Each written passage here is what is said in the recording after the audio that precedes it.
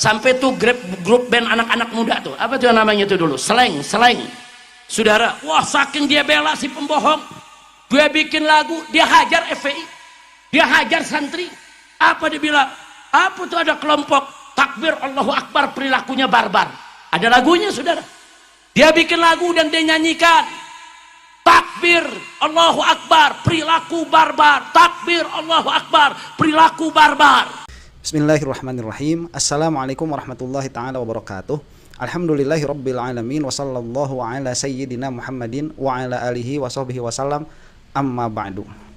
2026 panas. Itu yang kita rasakan. Sekali lagi, karena partai politik sudah mulai berdansa dengan Jokowi dan para tremul. Dan bukan hanya partai politik ya, seniman nih, slang yang pernah, kalau tidak salah ya, pernah menjadi salah satu brand ambassador Jokowi mungkin ya. Kalau Jokowi itu punya brand ambassador, sekarang sudah mulai menunjukkan rasa kritiknya begitu, kritisnya terhadap Jokowi dengan merilis lagu Republik Fufu Fafa. Dan ini saya kira tidak akan ramai. Ternyata ya ramai juga di media sosial begitu. Cuman disclaimer dulu ya, kalau untuk genre lagu saya lebih suka Rhoma Irama daripada slang itu. Itu bukan genre saya ya. Kalau saya itu sukanya jazz, dangdut, itu pun cuma Rhoma Irama doang ya. Ya terlepas dari Rhoma Irama itu jadi pembatal nasab, cuman ya gimana lagi, telinga saya suka ya, otak saya nggak suka sama Rhoma Irama itu. Ya pemikiran saya nggak suka sama dia, cuman telinga saya suka ya, mau gimana lagi. Nah itu selain itu bukan bukan genre musik saya. Cuman permasalahannya kan bukan di situ ya, kita tidak membahas genre musiknya slang, tetapi ekspresi yang dilontarkan. Jadi sudah bertambah banyak saja orang-orang yang merasa dikhianati oleh Jokowi ini. Nah, nanti kita akan melihat dua video di sini. Yang pertama itu dari Habib Rizik ya, yang mengomentari slang pada akhirnya. Kemudian mengomentari ada salah satu orang dekatnya Jokowi itu, mantan sahabatnya, kita katakan demikian secara politik ya. Mungkin kalau secara personal masih sahabat, saya tidak tahu. Cuman ini juga merasa dikhianati juga. Dan for the context ya, bahwa sekarang ini saya melihat Jokowi ini sedang mengorbankan para tremul. Jadi seharusnya tremul-tremul itu mulai sadar bahwa mereka juga suatu saat akan dikhianati. Karena ini kan permasalahannya permasalahan kekuasaan nih, permasalahan politik. Kalau sudah tidak berarti lagi, kalau sudah tidak bisa difungsikan dan sudah dilihat worthless begitu ya, tidak ada gunanya, ya untuk apa dipelihara? Namanya juga piaraan kan. Kalau sudah jadi beban akhirnya di-cut saja, dilepaskan begitu saja. Ini sekarang kita akan lihat dulu bagaimana komentarnya Habib Rizik terhadap slang, yang mana ya bukan hanya komentar Habib Rizik terhadap slang saja yang akhirnya saya lihat, tetapi dari bagaimana Jokowi ini sering sekali membuat kecewa orang dekatnya. Jadi begini, temannya saja dikhianati, apalagi kamu begitu, apalagi kita sebagai rakyat Indonesia yang kenal aja enggak sama Jokowi itu. Ini kita akan saksikan dulu ya. Tafadhol, tegaddam, ya ahlan wa sahlan. Kira-kira yang saya jelaskan paham tidak? Semua bohongan. Enggak. Sejak 2019. Ahlan wa sahlan. Ya marhaban. Lanjut. Siap lanjut. Dulu tahun 2019 saya udah kasih tahu umat, ini presiden tukang bohong, bahkan si raja bohong. Nah dulu banyak yang belain, nggak percaya. Nah sekarang baru percaya. Saudara, dulu saudara kita kasih tahu, nggak percaya. Malah dikatakan Habib Rizik ini bikin hoax, bikin fitnah. Saudara, sampai tuh grup band anak-anak muda tuh, apa tuh namanya tuh dulu, slang. Saudara, wah saking dia bela si pembohong, dia bikin lagu, dia hajar FPI, dia hajar santri. Apa dia bilang? Apa tuh ada kelompok takbir Allahu Akbar perilakunya barbar. Ada lagunya, saudara. Dia bikin lagu dan dia nyanyikan takbir Allahu Akbar perilaku barbar, takbir Allahu Akbar perilaku barbar. Demi membela si pembohong, dia hina laskar-laskar FPI yang berjuang menegakkan amar ma'ruf nahi munkar. Nah sebentar ya, ini dulu ya, kita tidak harus selamanya setuju dengan siapapun begitu. Cuman dalam hal ini, kalau kita seorang muslim nih, saya berbicara dari kacamata muslim dulu ya, yang dilakukan oleh FPI ini itu minimalnya menggugurkan fardu kifayah. Sekarang siapa? Ya saya baru ngobrol sama guru saya di Tasik itu. Semenjak FPI itu dibubarkan, yang merajalela apa? Geng motor. Di mana di Tasik tuh? Dulu suka ada yang sweeping. Siapa yang sweeping? FPI. Lah, kepolisian diam kok. Entah kalau sekarang begitu ya, saat video ini dibuat saya tidak tahu. Cuma beberapa waktu lalu itulah obrolan yang terjadi. Dalam pengertian bahwa secara keagamaan begitu ya, kita lihat hukum ahkam, kita perlu terhadap FPI itu. Cuman kan dibubarkan, ya udah itu sudah selesai ya. Woe on you begitu. Jadi shame on you. Kita sekarang jadi tidak punya wakil di dalam nahi mungkar ya. Kalau di dalam amar ma'ruf banyak. Itu yang pertama. Kemudian yang kedua, beruntunglah orang-orang yang belum pernah tertipu sama Jokowi. Alhamdulillah saya salah satunya. Dan yang pernah tertipu sama Jokowi, saatnya sekarang untuk taubat. Ya kalau misalkan ada nada nyinyir ya dari Habib Rizik kepada Sleng, gara-gara Sleng itu pernah nyinyirin FPI, ya mungkin saya rasa itu sifatnya emosional ya. Wajar untuk Habib Rizik. Tapi kalau saya melihatnya itu adalah upaya pertobatan dari Sleng. Merasa tertipu oleh Mulyono. Malah tadinya saya mau membahas liriknya karena liriknya juga cukup ngeri ya. Lirik itu kalau dia nggak pakai nggak pakai musik, itu dia kan jadi minimalnya ya, jadi karya tulis tuh minimalnya. Jadi sebuah prosa kalau tidak pakai musik. Kalau pakai musik orang jadi terpecah, kadang-kadang menikmati ketukannya, kadang-kadang menikmati bassnya, kadang-kadang menikmati drumnya. Liriknya tidak dilihat. Tapi kalau kita melihat liriknya, ini ngeri juga. Lagunya Sleng itu. Mungkin lain waktu ya kalau kita mau. Cuma saya tidak membahas itu. Cuman ngeri lah, coba lihat di situ ya. Apa Republik Fufu Papa itu. Nah ini, kita lanjutkan dulu. Sekarang ngarang lagu Republik Fufu Papa. Ye. Halo. Kacau. Dia baru bangun tidur. Belek masih banyak. Makanya dari dulu kalau ulama nasehatin dengar, betul? Nah, itu betul. Yang dulu pada ngejilat presiden, saudara, sekarang pakai Yohanu nyerang presiden. Ya ini presiden bersalah kemarin kemana? Betul. Saya udah lama gak ngerasi Habib Rizik. Kalau ngerasi Habib Rizik itu mesti begini ya, semangat kita itu. Wah, ayo. Aduh, Masya Allah, bener. Ya ulama tuh dengerin, makanya ulama tuh dengerin kemana suaranya. Kalau kita bukan termasuk ahlul ijtihad. Kalau kamu bukan ahlul ijtihad, tetapi memilih-milih sendiri, itu sudah salah dari awal.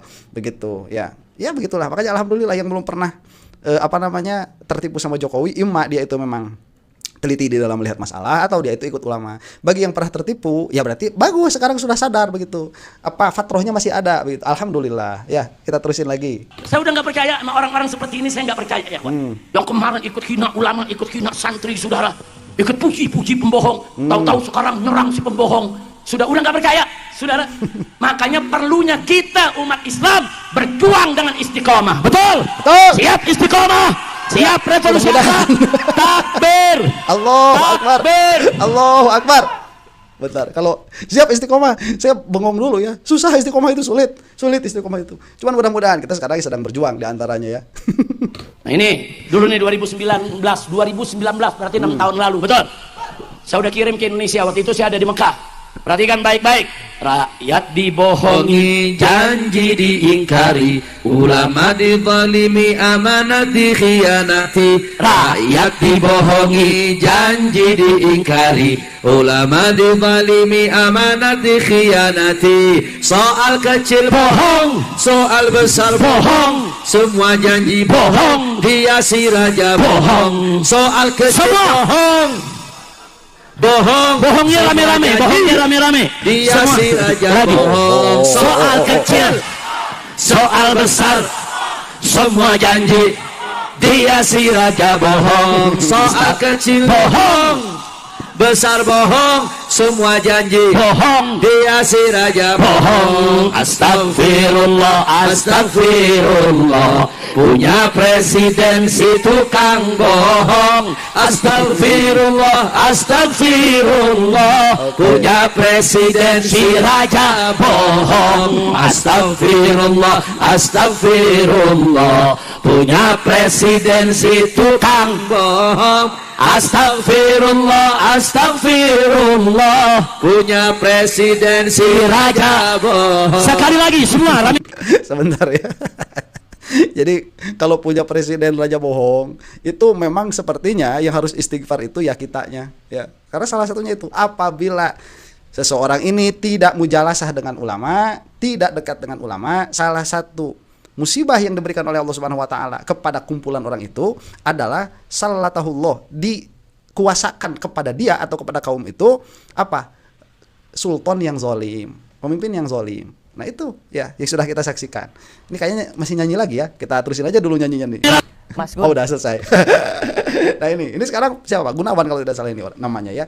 Sebentar nih kita pundurin lagi sedikit biar enak, biar Mas Gunya kedengeran nih. Nah, semua rame-rame. Nah, jangan sini. Nah, di sini saja. Nah, ini adalah curhatan ya seseorang yang dekat dengan Jokowi. Ini curhatan sudah lama, 1,5 tahun yang lalu kalau tidak salah, 2 tahun yang lalu ini videonya.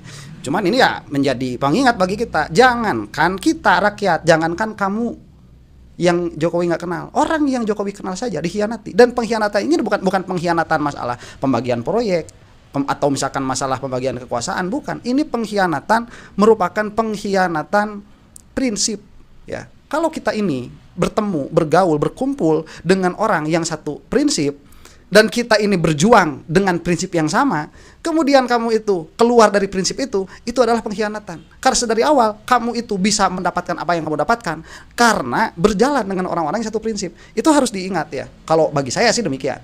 Kita saksikan nih. Mas Gun, boleh ceritakan nggak bagaimana suasana hati Mas Gun menulis surat yang begitu keras tentang merasa dibodohi, kecewa dan sedih? Ya sangat berat sekali.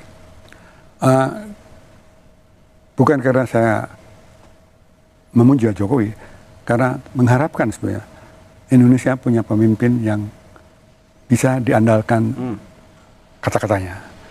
Negeri ini kan banyak sekali trauma ya. Ya. Dari sejak, dan saya mengalami yang tidak dialami banyak teman yang kebetulan lebih muda. Pergantian politik 65 yang sangat berdarah, kebetulan saya di luar negeri, tapi saya kan tahu. Kemudian Soeharto, perlawanan kami terhadap Soeharto, penculikan, lalu kemudian gejolak-gejolak yang lain, kerusuhan rasial, kekerasan-kekerasan lain terhadap minoritas, itu kan banyak sekali trauma. Ya. Kan itu perlu suatu dasar kepercayaan bersama supaya jangan lagi terulang. Jadi ketika itu saya lihat Pak Jokowi nggak bisa saya pegang lagi, dan saya tidak melihat ada pemimpin lain saat itu ya, dan saya nggak sampai sekarang belum lihat, saya sedih loh. Oke, nah ini menangis beliau itu ya. Kenapa? Itu tatkala harapan itu dia diputuskan ya. Ini bukan masalah berharap kepada Allah, bukan, itu masalah hakikat ya. Ini masalah di dalam dunia politik kita bahwa perjuangan itu ada. Kan Jokowi saat itu punya lawan politik kan, bukan hanya dia saja, dan orang-orang yang mendukungnya juga sama-sama memiliki harapan ya, menumpukan harapannya kepada Jokowi, yang itu salah satunya apa? Ingin pemimpin yang perkataannya bisa dipercaya. Kenapa penting pemimpin yang perkataannya bisa dipercaya itu? Karena dari situlah kita bisa mengharap masa depan yang lebih baik. Karena sudah banyak tadi dikatakan, sudah banyak traumanya itu. Tatkala pemimpin berbicaranya A tapi kelakuannya B, itulah yang menjadikan diskriminasi, yang menjadikan perpecahan, yang menjadikan demokrasi tergerus. Karena tidak akan ada pemimpin itu ngomong, saya akan mengkriminalisasi ilmuwan. Gak bakalan ada, sedari awal gak bakalan dipilih kok. Gak bakalan ada pemimpin atau calon pemimpin yang mengatakan, saya mau bikin proyek yang akan merugikan negara sampai 100 tahun. Gak bakalan ada orang ngomong kayak gitu. Atau saya akan membunuh Laskar FPI. Gak bakalan ada orang ngomong kayak gitu. Tapi ya, tatkala dia itu mengatakan bahwa kebebasan berbicara, kebebasan berpendapat itu harus dijaga. Kemudian proyek-proyek ini harus baik, harus akuntabel, harus transparan. Kemudian dia juga berkata bahwa yang namanya iklim demokrasi ini tidak boleh diganggu dan lain sebagainya. Tapi perkataannya nggak bisa dipegang. Itulah yang terjadi trauma di negara Indonesia. Makanya kalau sampai kecewa nih orang-orang yang pernah menggantungkan harapannya kepada Jokowi, wajar begitu sampai menangis seperti ini. Kalau saya sendiri ya begini, selama masa pemilu ya kita punya calon. Setelah selesai pemilu, presiden ini adalah presiden kita. Jadi kalau saya ini mengharap kepada pemimpin, sekali lagi ini bukan masalah hakikat begitu ya, mengharap kepada pemimpin, siapapun pemimpinnya itu, saya selalu punya harapan. Seperti harapan saya kepada Pak Prabowo sekarang, meskipun saya tidak memilih Prabowo, tapi saya punya harapan kepada beliau. Lah beliau pemimpin kita yang ada sekarang, gitu mau gimana? Termasuk juga terhadap Jokowi. Waktu Jokowi memimpin, saya ini orang yang termasuk paling husnuzon kepada Jokowi itu. Saya nggak milih Jokowi. Saya tahu Jokowi ini banyak kurangnya. Saya tahu yang bersangkutan ini banyak bohongnya. Tetapi saya tetap menggantungkan harapan kepada Jokowi saat dia menjadi presiden. Ya, kenapa? Ya terus kita mau ngapain lagi begitu? Kalau tidak berharap kepada wasilah yang ada. Mau kemana kita berharap? Mau supaya negara ini bubar? Kan enggak ya. Repot kalau begitu. Nah ini, jadi kalau misalkan sampai nangis ya wajar.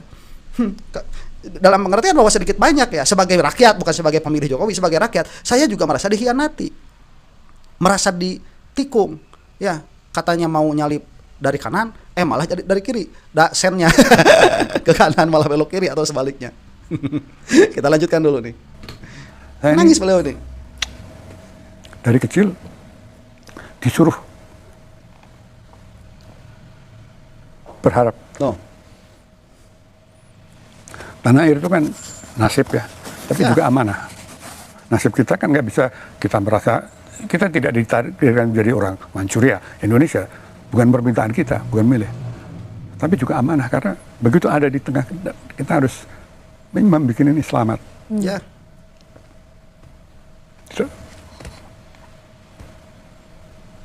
Kenapa Mas Gun seperti patah hati sekali? Sebentar ya sebelum dijawab itu. Coba lihat tadi kata Habib Rizik ya, kita istiqomah di dalam berjuang. Berjuang itu karena apa? Karena kita cinta negara. Nih ya ngomong-ngomong kayak gini tuh bukan tanpa resiko. Ya, bukan tanpa resiko lah kita masuk ke dalam gelanggang yang orang-orang greedy semua kok, orang-orang rakus. Yang mana mereka itu tidak cukup hanya punya uang tapi juga mereka itu pingin punya nama baik. Orang-orang di politik itu, termasuk orang-orang yang ada di instansi-instansi pemerintah itu. Apa nggak cukup buat mereka itu ya punya jabatan, punya gaji, masuk kerja ada jamnya, pulang kerja ada jamnya, ada masa pensiunnya. Setelah pensiun itu ada pensiunnya begitu, ada uang pensiunnya. Apa nggak cukup buat mereka? Nggak cukup buat mereka itu. Mereka itu ingin nama baik. Ya, makanya ada undang-undang yang baru kalau tidak salah KUHP yang menghina instansi pemerintah kalau tidak salah. Ada tuh. Ya urusan sama saya mah nggak menghina instansi pemerintah, saya menghina orangnya kalau ada pun juga karena memang orangnya hina. Mau gimana? Ya. Stating the fact. Jadi ini permasalahan, kita masuk ke dalam gelanggang orang-orang yang rakus. Bukan hanya menginginkan harta, mereka juga menginginkan kehormatan. Bukan hanya korupsi pada akhirnya yang mereka lakukan. Apa? Memenjarakan orang-orang yang mengkritik mereka. Ini yang terjadi sekarang. Dan ini yang sudah mulai ramai. Dan ini mungkin akan menjadi budaya di dalam politiknya Indonesia. Nggak seru, nggak ada negara maju kayak gini, nggak ada. Nggak ada negara maju kayak gini. Kalau mau diktator sekalian udah kayak China tuh. Udah kalau mau gitu ya, biar bener kita ini yang ngurus satu orang begitu, orangnya memiliki integritas, cinta mati terhadap negaranya, kemudian dia punya visi dan misi yang jelas. Udah, yang tidak setuju sikat kalau mau begitu. Udah. Ini jangan begini. Kita kan sudah mengorbankan nih, kita umat muslim sudah mengorbankan diri kita untuk tidak menegakkan hukum Islam di Indonesia dengan menerima demokrasi dan lain sebagainya, Undang-Undang Dasar 45, Pancasila kesananya, KUHP, KUHAP, BW, Brilliant Book, itu sudah semua sudah kita terima. Tapi dalam prakteknya kok masih nggak dipakai. Ini kan lucu, ya. Jadi terus ada dalam perjuangan. Ya iya, makanya tadi dikatakan kata beliau nih, kata Pak Gunawan ini ya. Kita ini diajarkan untuk berharap. Ya, karena negara ini kita dilahirkan. Itu nggak minta kita dilahirkan di Indonesia, nggak minta. Tapi itu juga sebuah amanah untuk dijaga. Karena kemungkinan besar anak kita, cucu kita, anak dari cucu kita itu masih tinggal di negara yang namanya Indonesia. Jadi peliharalah negara ini dengan baik. Ya, Jokowi ngomong yang benar. Kalau ngomong itu A, actionnya itu A. Patah hati terhadap siapa? Terhadap Jokowi. Patah hati terhadap harapan yang selama ini. Begini ya, terakhir. Bukan. Eri Riana kan dipanggil Pak Jokowi. Mewakili Mas Gun ya, karena Mas Gun lagi di Bali. Bukan mewakili, dia bukan wakil saya. Terus dia ketemu dengan Pak Jokowi lewat Abdi. Dan Pak Jokowi tanya, saya harus kerjakan apa? Gembira kan Eri, karena mendengar.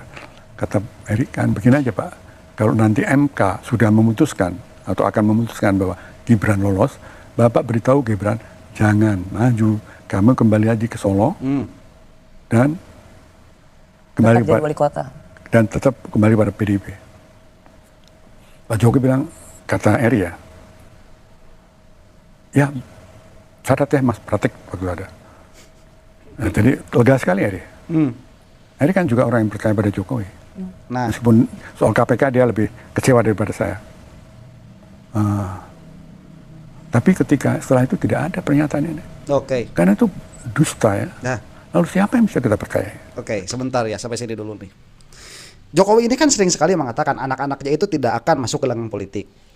Tapi kemudian seharusnya Pak Gunawan ini dari awal sudah sadar ya bahwa apapun yang diomongkan sama Jokowi itu nggak bakalan bener ujungnya. Ini kan dikatakan tidak akan ikut kepada gelanggang politik. Kemudian tiba-tiba dijadikan wali kota kan.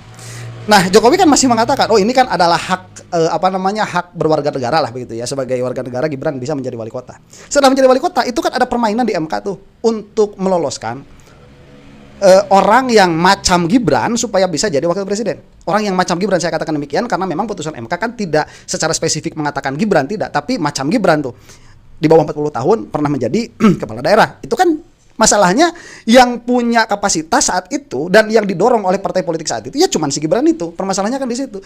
Memang MK ini tidak mengatakan Gibran boleh, nggak begitu. Cuman karakter saat itu yang bisa mengajukan ya hanya Gibran ini. Nah, itu kan posisinya Jokowi masih pelangap-pelongo di hadapan orang-orang yang mempercayai Jokowi kan. Ya itu kan urusannya MK, bukan urusannya saya. Tapi ini demokrasi akan terganggu. Mungkin begitu kata orang-orang yang di sekelilingnya itu. Ya udah Pak Jokowi, bagaimana supaya kita ini tidak ada permasalahan? Biarkan permasalahan di MK itu mau lulus atau tidak permasalahannya, tapi tolong beritakan kepada Gibran, kembali saja ke PDIP. Jangan jadi wakil presiden. Karena itu membahayakan demokrasi kita. Dan Jokowi mengatakan, "Ya, catat." Tapi akhirnya apa? Dusta lagi. Nih sampai menangis ya. Pernah mendukung membersamai orang sekacau itu.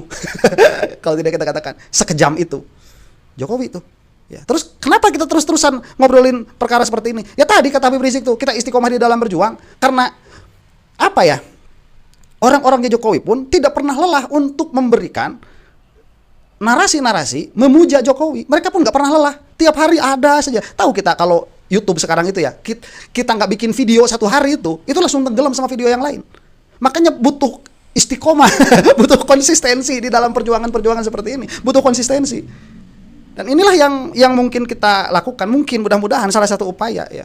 Makanya saya meminta lagi kepada yang menonton itu, yang sudah subscribe, like lah ya, sebagai bagian dari perjuangan yang ada. Mau bagaimana? KPK tidak bisa dipercaya lagi. Mahkamah Konstitusi tidak bisa dipercaya lagi. Presiden yang kita sayangi tidak bisa dipercaya lagi. Oke. Lalu siapa? Itu krisis yang serius. Betul. Krisis yang lebih serius lagi kalau nanti terjadi konflik. Kan pemilihan umum yang lalu ada konflik, tapi ada wasit yang bisa dipercaya. Sekarang bisakah kita percaya pada wasit yang dipilih oleh pemerintah? Ya udah nggak bisa, udah dijadiin alatnya Jokowi. Dan ini berkata sebelum kerusuhan Agustus kemarin ya, kalau tidak salah Agustus kemarin kan kerusuhan itu, sebelum kerusuhan yang ramai kemarin tahun 2025 tuh, sebelum itu, dan terbukti. Ya, terbukti. Kenapa? Ya ini polarisasi yang dibentuk sama Jokowi. Dia itu mengakomodir keculasan orang. Yang mana orang itu tadinya ya, kalau dia mau culas dia sendiri-sendiri. Sama si Jokowi diakomodir keculasan orang-orang itu. Yang mana pada akhirnya dia jadi kekuatan satu mafia besar di Indonesia. Jangankan kita rakyat-rakyat yang mudah-mudahan ngomong gak diapa-apain begitu ya, mudah-mudahan. Nah, kemarin kan sudah mulai orang yang mengkritik bencana itu sudah mulai ada upaya pembunuhan kan. Partai politik pun agak susah menghadapi Jokowi ini sekarang ya. Yang mana alhamdulillah kalau sudah ada gerakan dari PDIP sama Demokrat begitu. Bukan berarti saya mendukung PDIP atau saya mendukung Demokrat, bukan. Ini bagus di dalam peta demokrasi dan di dalam peta perpolitikan. Karena kita tidak melihat yang berkuasa itu Jokowi seorang begitu. Enggak, masih ada kekuatan-kekuatan lain yang bisa setidaknya begitu ya melawan kalau tidak menandingi kekuatannya si Jokowi itu. Ini parah memang. Kalau tidak ada wasit, sepak bola aja bertengkar, berkelahi. Apalagi politik. Apalagi ini. Apakah itu tidak merusak? Apakah kita itu tidak menyebabkan generasi muda yang mau berpolitik, yang harus berpolitik, mengatakan bahwa politik itu hanya tipu menipu? Betul. Bukan pengabdian. Ada dua macam politik dalam sejarah kita. Politik yang diperjuangkan oleh Bung Karno, Bung Hatta, Syahrir dan sebagainya. Dan politik setelah Soeharto ketika partai politik bisa diintimidasi dan dibeli dan tunduk pada itu. Oke, saya cukupkan sampai di sini kesimpulannya dari apa yang diambil ya. Kata-kata terakhir beliau saja langsung saya ambil, bagus sekali. Ini iklim politik kita jika seperti ini akan menjadi warisan yang amat sangat buruk bagi orang-orang muda yang mau berpolitik. Kita lihat sekarang, yang ada sekarang itu kan orang-orang zaman dulu tuh. Masih orang-orang zaman dulu, belum ada peremajaan di dalam generasi politik kita ini. Secara umum ya, karena pada akhirnya orang-orangnya itu juga tuh, ada dalam kekuatan itu juga. Gibran ada di dalam ketek bapaknya juga kan sama. Tatkala ini semua sudah tidak ada, kemudian timbullah generasi-generasi baru dalam berpolitik. Iklim atau budayanya itu akan budaya politik tipu menipu. Karena itulah yang berhasil diorkestrakan oleh Jokowi. Kemudian bagaimana nasib anak dan cucu kita itu? Ya, betul tawakal kepada Allah Subhanahu wa taala, tapi kita ada di dalam perbincangan syariat, bukan di dalam perbincangan hakikat. Wabillahi taufiq wal hidayah. Semoga kita ada dalam lindungan Allah Subhanahu wa taala. Wallahu taala alam bisawab. Assalamualaikum warahmatullahi taala wabarakatuh.